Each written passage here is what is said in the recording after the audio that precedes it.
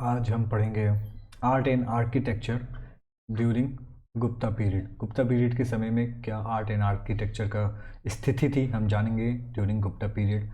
और हमें जब हम art and architecture Gupta period का पढ़ते हैं तो हमें मेनली पता चलता है कि it was inspired by the religion.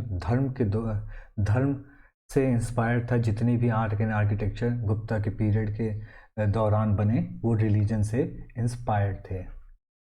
और एक चीज़ और जानने को मिलता है कि बुद्धिज़्म आर्ट एंड आर्किटेक्चर ने गुप्ता पीरियड में एक ग्रेट इम्पिटस दिया, ग्रेट फोर्स दिया, एक आर्ट एंड आर्किटेक्चर को एक सपोर्ट दिया बुद्धिज़्म ने। इसका एग्जाम्पल हम है इसका एग्जाम्पल है लाइफ साइज ब्रॉन्ज इमेज हमें मिली है। कहाँ से? एक लाइफ साइज ब्रॉन्ज इमेज मिली है बुद्ध की from Mathura school of art which was found in Sultanganj. एक जगह है जो बिहार में है, वहाँ से मिली है। तो उसको हम देख लेते हैं कैसी है। ये इमेज हमें सुल्तान गौतम बुद्ध की स्टैंडिंग इमेज मिली है, कम्प्लीटली मेड ऑफ ब्रॉन्ज से बनी हुई है। ब्रॉन्ज से बनी हुई है, ये हमें मिलती है सुल्तानगंज बिहार से। और फाइनेस्ट एग्जाम्पल ऑफ अगर हम Buddhist art in Gupta period अगर देखें तो अजंता केव्स हैं। Ajanta caves which are included in the world heritage site, UNESCO के वर्ल्ड हेरिटेज साइट में इंक्लूडेड है। और अजंता केव्स में दे आर 28 केव्स हैं, जिसमें 23 belongs to Vakataka and dynasty and 5 caves belongs were excavated, निकली हैं सातवाहनास में, सातवाहनास के किंगडम के दौरान। और देख लेते हैं अजंता केव्स। ये हैं अजंता केव्स। इसकी ये रॉक कट केव्स हैं। ये एक पूरी रॉक को काट के बनाई गई हुई है, ये रॉक कट केव्स हैं। और इसमें जो पेंटिंग्स है वो ज़्यादातर बुद्धिज़्म से रिलेटेड है। और वो भी जातक स्टोरीज है, हमें बताती हैं जातक स्टोरीज लॉर्ड बुद्धा के जन्म और पूर्व जन्म के बारे में बताती है हमारी गौतम ये। और ये फ्रेस्को पेंटिंग है। फ्रेस्को पेंटिंग क्या होती है? फ्रेस्को पेंटिंग ये होती है, एक दीवार होती है, उस पर गीला प्लास्टर कर दिया जाता है। गीला प्लास्टर में चित्रकारी की जाती है और उसे सूखने का इंतज़ार किया जाता है। जब वो सूख जाती है तो उसको वो पेंटिंग बनकर तैयार हो जाती है। और इसमें नेचुरल पिगमेंट्स का इस्तेमाल होता है, नेचुरल पिगमेंट का इस्तेमाल होता है इस पेंटिंग को बनाने में। आगे जान लेते हैं। और ये वही चीज़ यहाँ पे लिखी हुई है, अजंता केव्स और एग्जाम्पल ऑफ फ्रेस्को पेंटिंग अभी बता दिया। दीवार पे प्लास्टर करते हैं गीला और उस पर पेंटिंग करते हैं और उसे सूखने का इंतज़ार करते हैं। और उसे दीवार पे जो बनाते हैं उसे मूरल पेंटिंग्स भी कहते हैं। इसमें क्या बना हुआ था? डेमी गॉडेस यानी यक्षिनी की तस्वीरें, गांधर्स, अप्सरा, हूर, अप्सराओं की इसमें पेंटिंग्स हमें मिलती है। और ये देखने को मिलता है इस पेंटिंग्स के जो कलर्स हैं, दिस पेंटिंग्स के कलर्स हैं वो अभी तक फेड नहीं हुए हैं। 1400 साल हो गए, 14th सेंचुरी बीत गई, लेकिन अभी तक फेड नहीं हुए। आप इस बारे में सोच सकते हैं कि कितनी हाई क्वालिटी की वहाँ पे कलर्स और उनकी जो टेक्निक यूज़ की गई थी उस समय। They were very advance in colouring and painting this things. और एक एग्जाम्पल और मिलता है केव पेंटिंग का, वो है बाघ केव पेंटिंग। बाघ वो भी ग्वालियर में मिलती है। बाघ केव पेंटिंग ये दिखती है कुछ। इसमें आप इसमें कलर्स देख लेते हैं, कलर्स की देखिए कितने अच्छे यूज़ है। ओकर कलर का भी यूज़ है इसमें। बुद्धिस्ट है वो भी। गुप्ता पीरियड को कहते हैं कि टेम्पल आर्किटेक्चर का एक राइज हुआ था। टेम्पल आर्किटेक्चर का राइज हुआ था गुप्ता पीरियड में। और इन द न्यू फॉर्म, और कंक्रीट का पहली बार इस्तेमाल कहाँ पे हुआ? Form of concrete structure was constructed कहाँ पे? गुप्ता पीरियड के समय में कंक्रीट स्ट्रक्चर के टेम्पल बनना शुरू हुए पहली बार in northern India. North India की बात कर रहे हैं फॉर द फर्स्ट टाइम। ये तो पिक्चर बाघ की पेंटिंग ग्वालियर में मिलती है। और टेम्पल किस स्टाइल में थी? नागर स्टाइल। ये नॉर्दर्न इंडिया यानी उत्तरी भारत में यूज़ होती है ये नागर स्टाइल। इसके बारे में थोड़ी सी बात कर लेते हैं। नागर स्टाइल में क्या होता है? टेम्पल होता है एक थोड़े से पे, यहाँ पे एक टेम्पल बनेगा। टेम्पल में ऊपर फ्लैट रूफ यहाँ पे बना देते हैं। ये टेम्पल का बेस हो गया, फिर यहाँ पे टेम्पल बना। टेम्पल के जो जो शिखर है और जो टॉप है वो थोड़ा सा फ्लैट रूप में रहता है। और वही ड्रेविडियन के बारे में बात करेंगे, बाद में बताएंगे, वहाँ पे शिखर जो है पिरामिडिकल रहता है, ये शेप में रहता है। तो ये नागर स्टाइल है जो कि नॉर्दर्न इंडिया में यूज़ होता है, और यहाँ गुप्ता पीरियड में भी इसका यूज़ हुआ था। और चीफ डीटी, और उसके टेम्पल के अंदर एक पोर्शन होता था, उसे हम कहते थे गर्भ गृह गृह सेंक्टो सेंक्टोरम। इसमें चीफ डीटी जो मेन भगवान थे उसकी मूर्ति प्लेस की जाती थी, और इस समय मेन डीटी थे हमारे लॉर्ड विष्णु कृष्ण, उनकी ही मूर्ति प्लेस की जाती थी इसमें, क्या नाम है, गर्भगृह में।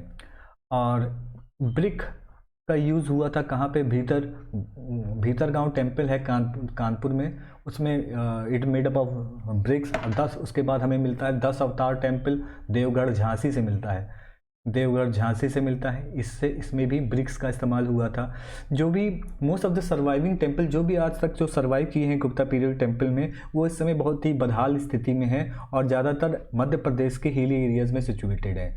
इसका एग्जाम्पल है Vishnu temple at Tigawa and Parvati temple है हमारा नांचना कुथरा में। ये याद करने वाली फैक्ट्स हैं। अब देख लेते हैं ब्रिक्स से बने हुए ये भीतरगांव टेम्पल कहाँ है, कानपुर। और ये 10 अवतार टेम्पल, यहाँ पे देखिए फ्लैट रूफ है नागर स्टाइल, फ्लैट रूफ है नागर स्टाइल, फ्लैट रूफ है नागर स्टाइल। देखिए ये 10 अवतार टेम्पल है देवगढ़ झांसी में, ये है ये पार्वती टेम्पल मध्य प्रदेश में।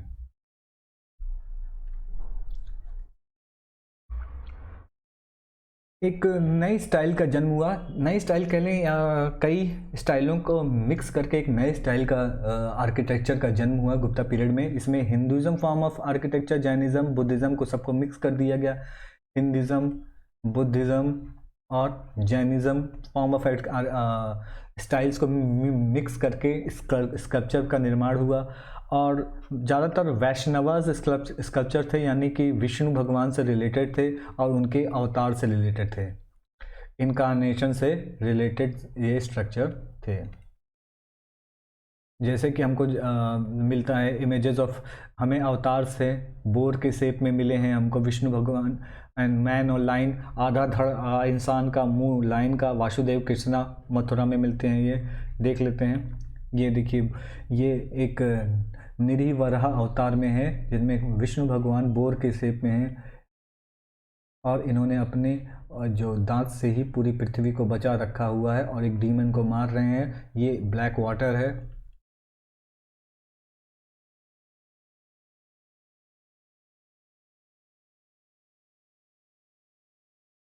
और एक one of the largest known free structure show Lord Krishna भगवान को गोवर्धन पर्वत उठाते हुए जो एक स्ट्रक्चर है वो भी आप देख लेते हैं। ये देखिए कृष्ण भगवान है जहाँ पे लोगों को गोवर्धन पर्वत उठा लिया, जिससे रेनफॉल से और बाढ़ से, सबसे रेनफॉल से बचा रहे हैं कृष्ण भगवान। ये है कृष्ण भगवान।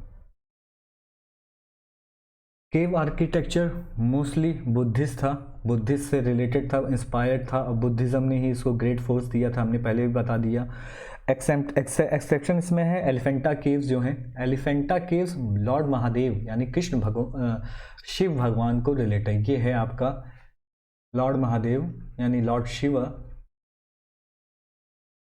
एलिफेंटा।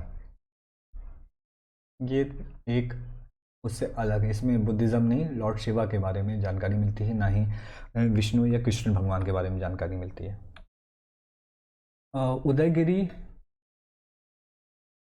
उदयगिरी जो विदिशा के नज़दीक है, वहाँ पे हमें लॉर्ड विष्णु की एक पेंटिंग मिलती है जो कि फॉर्म ऑफ निरी वराह यानी बोर के उसमें है, और वो पृथ्वी को बचा रहे हैं एक डीमन से और काले पानी से। और आपने तालिबानों के द्वारा बुद्धिस्ट स्ट्रक्चर को पहले न्यूज़ में आया था कि तालिबान ने स्टैंडिंग बुद्धिस्ट स्ट्रक्चर्स को डिस्ट्रॉय किया, उन्हें कहते थे बामियान स्ट्रक्चर। वो भी एक गुप्ता पीरियड के समय थे। गुप्ता कॉइन्स भी एक पीस ऑफ आर्ट थे, उसमें देखा जाए अगर चंद्रगुप्त द्वितीय और ने भी गुप्ता कॉइन्स में बहुत ज़्यादा आर्ट का आर्ट को देखने को मिलता है। बहुत मेटिकुलसली डिज़ाइन थे और क्राफ्टेड थे। कौशाम्बी से मिले हैं ये, राजघाट से मिले हैं ये कॉइन्स, भीता, मथुरा। मथुरा से मिला है टेराकोटा क्ले के बने हुए फिगर्स और figurines of plaques have been found. अब हम सोसाइटी के बारे में बात करेंगे।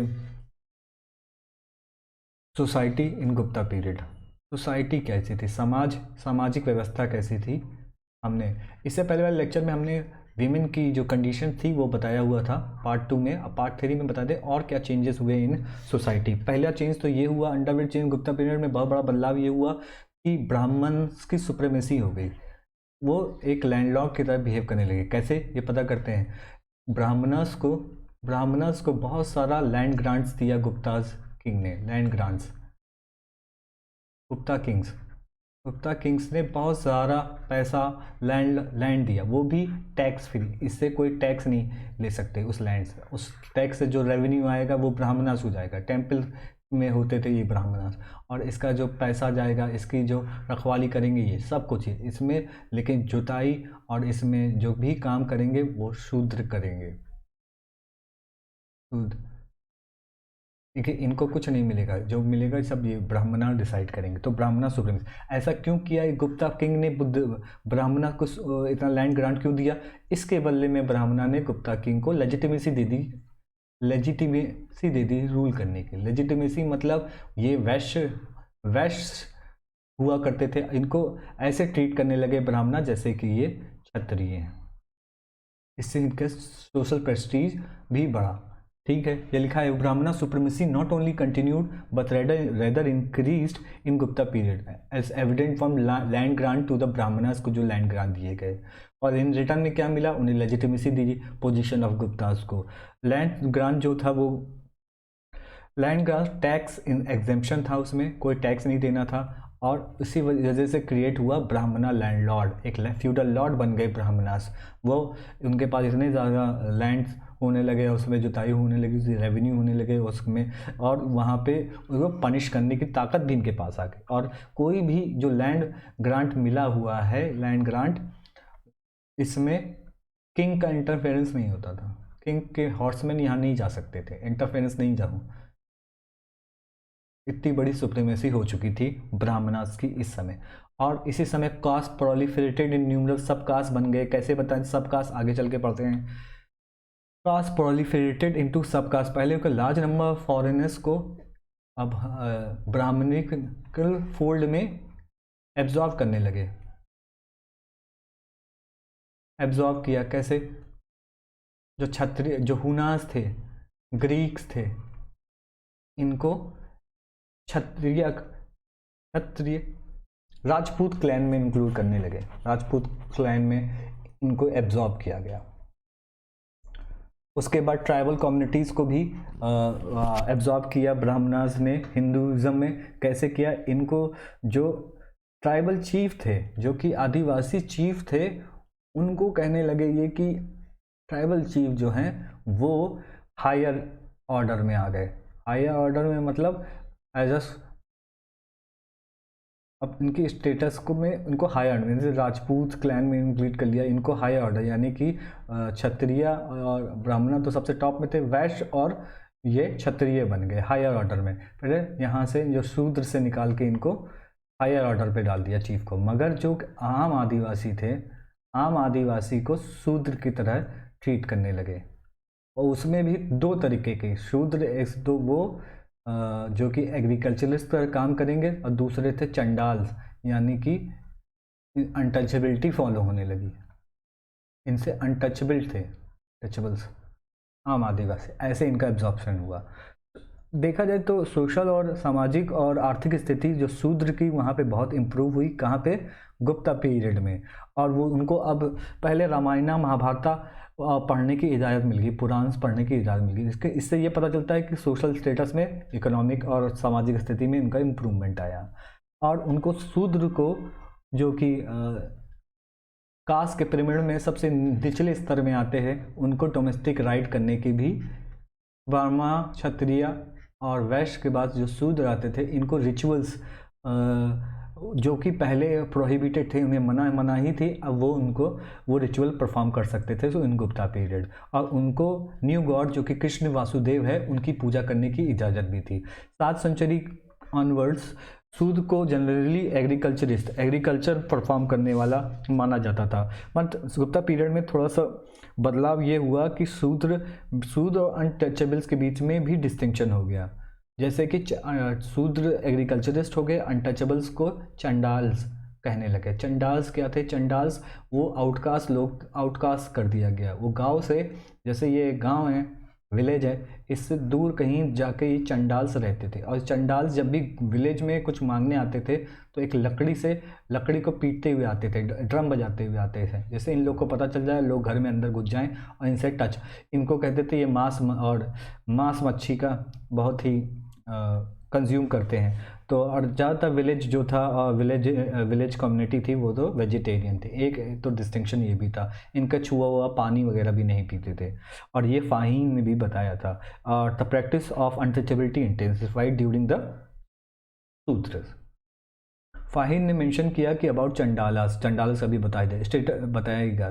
स्टेटस ऑफ वीमेन बहुत ही डिटेरियोरेट किया गया। वीमेंस ऑफ लोअर, जो वर्नास के लोअर वर्नास थी, मतलब कि ये ब्राह्मणास टॉप पे, देन क्षत्रियास, देन वैश्य, देन शूद्र। वैश्य और शूद्र की महिलाओं को काम करने का अनुमति थी, महिलाओं को अनुमति थी।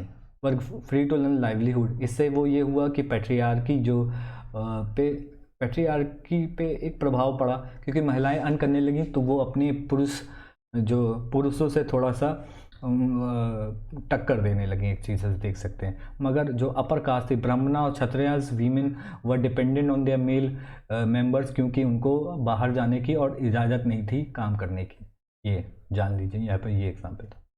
और बाकी हम इसके बाद मेडिवल में पढ़ेंगे बाद में। Thank you.